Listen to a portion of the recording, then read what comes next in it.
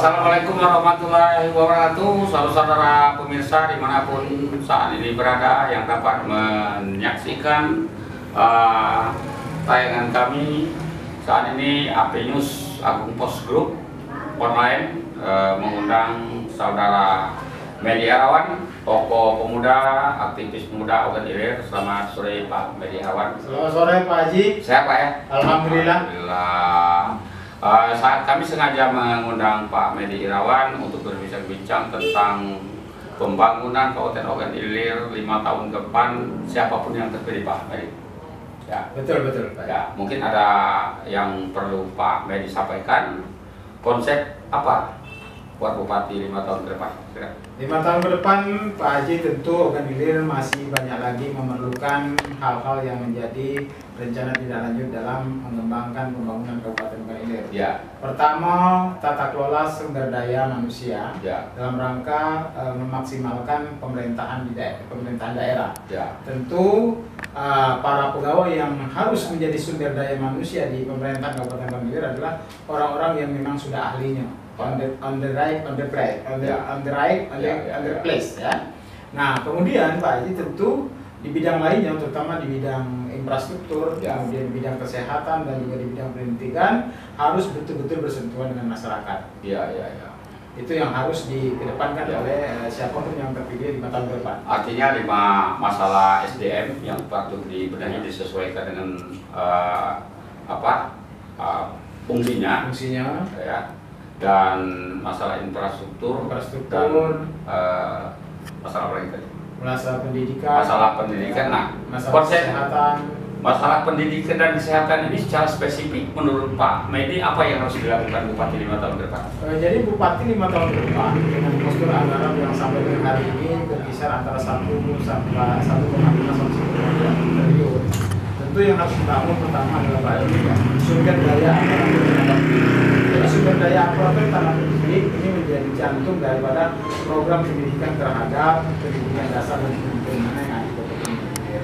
Yang tentu ini harus berbasis Pak Haji bahwa tenaga bumi ini harus kita berikan support melalui anggaran dalam rangka memaksimalkan kinerja mereka. Misalnya untuk guru honor, tentu guru honor Pak Haji harus ada klasifikasi dan kelas tersendiri yang harus sesuai dengan jarak tempuh, kemudian pendidikan, lalu kemudian kualitas ya Pak Haji, kualitas.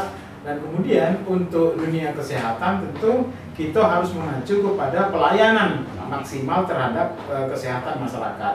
Misalnya bagaimana layanan kesehatan itu cukup maksimal di pedesaan-pedesaan Pak Haji dengan adanya peningkatan pengembangan pelayanan di Polindes, kemudian di Posbindes, di Posyandu. Artinya di setiap puskesmas yang ada di kecamatan bahkan di desa itu ada tenaga ahli dokter. Betul Pak Haji.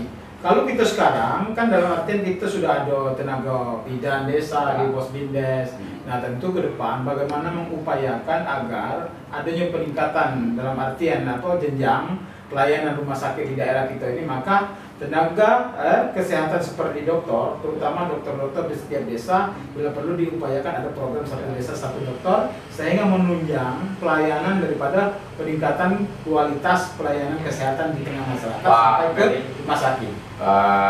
Kayaknya program yang Bapak sampaikan tadi ada berkaitan juga dengan para paslon saat debat kandidat. Dalam hal ini bagaimana menurut Pak? Dua paslon sebenarnya menyentuh semua Pak. Iya. Jadi ada paslon yang menginginkan adanya peningkatan kualitas layanan kesehatan di rumah sakit. Tentu harus berdasarkan peningkatan suatu sumber daya tenaga kesehatannya, kemudian alat kesehatannya, infrastruktur gedungnya harus menunjang sehingga proses akreditasi terhadap rumah sakit bisa berubah lagi dari tipe yang rendah, menengah menjadi tipe yang berkembang. Oke, Pak Medi, kita sekarang beralih ke momen yang lain.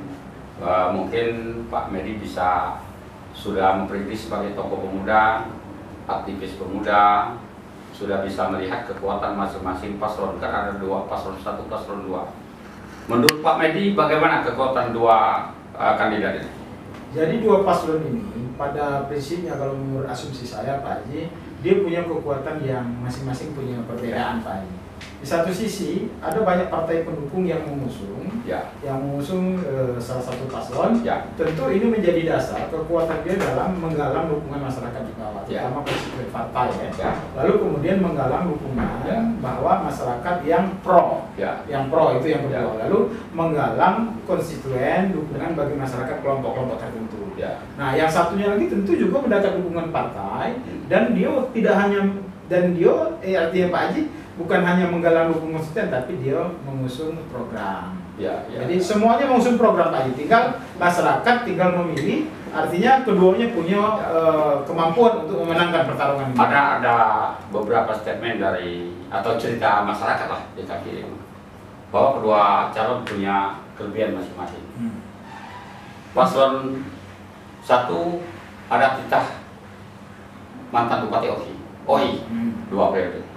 Paslon 2 dia ada kekuatan di birokrasi. Bagaimana menurut pandangan Pak? Jadi semuanya Pak Haji, ini adalah aspek yang sangat menguntungkan bagi dua pasangan calon. Pertama Pak Haji, bahwa pasangan nomor urut 1 kita sudah tahu semua bahwa Pak Wakil Gubernur Pak Haji ini adalah sesepuh kabupaten ini. Tentu dukungan elektabilitas pasca pemilihan kepala daerah Provinsi Sumatera Selatan ini akan menjadi modal dasar Pak Haji. Modal dasar begitu dia tidak terkalahkan di pemilihan gubernur dan wakil gubernur Provinsi Sumatera Selatan.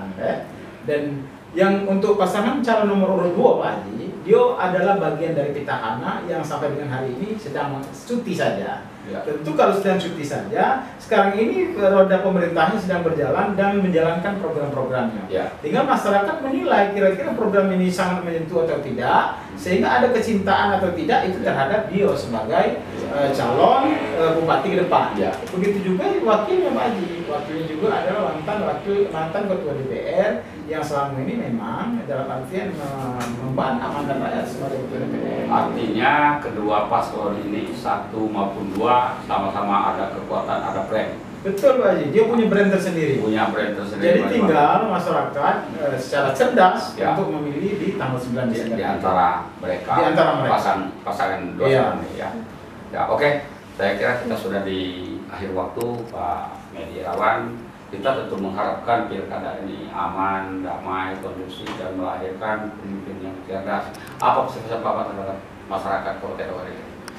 Jadi harapan saya kepada seluruh masyarakat Ilir, mari kita kedepankan pemilihan kepala daerah ini dengan damai, dengan nurani, lalu kemudian jauhkan permusuhan, walaupun beda pilihan kita tetap bersaudara Pak Haji. Sehingga mudah-mudahan suasana pilkada Kabupaten Ogan Ilir menjadi kondusif dan kita jaga pilkada ini supaya sehat dan kita selamat Pak Haji. Oke, terima kasih Pak Medi Irawan kesempatan waktunya sudah berbincang dengan kami di sore hari ini. Saudara-saudara pemirsa, demikian perbincangan singkat kami dengan tokoh pemuda, aktivis muda Medi Irawan, SSI, Master Hukum.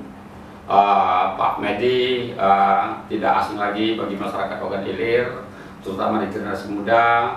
Beliau juga pernah menjadi anggota Bawaslu, pernah menjadi anggota KPU dan berbagai organisasi kepemudaan.